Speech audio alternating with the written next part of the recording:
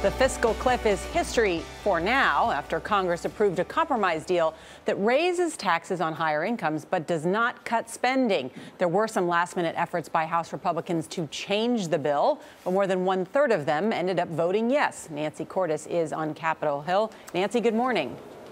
Good morning, Nora. Well, we now finally know with certainty who's going to be keeping their Bush-era tax cuts. The answer is just about everybody. Those cuts were extended for all household income under $400,000 a year for individuals, under $450,000 for families. The bill also permanently prevents the alternative minimum tax from hitting middle-class families, and it extends unemployment insurance for a couple million long-term jobless Americans. But what this bill doesn't do is deal with the spending side of the fiscal cliff.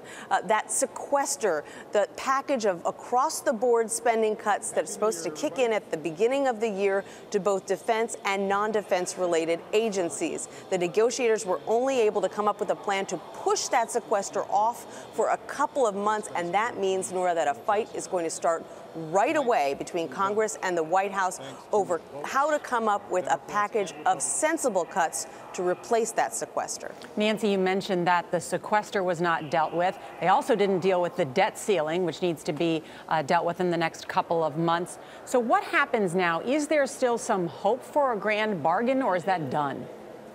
Well, that grand bargain that the president had been working out with Speaker Boehner was supposed to include raising the debt ceiling. That grand bargain fell apart, so now Congress is going to have to vote in pretty short order to raise it. And Republicans are already saying that they're not going to do that unless they get some big spending cuts in return.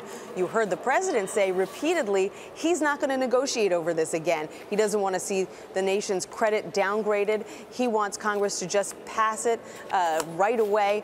But he doesn't control Congress. So if he wants Republicans to vote in favor of raising the debt ceiling, he may have to negotiate with them, Nora. Nancy Cordes, thanks, Nancy.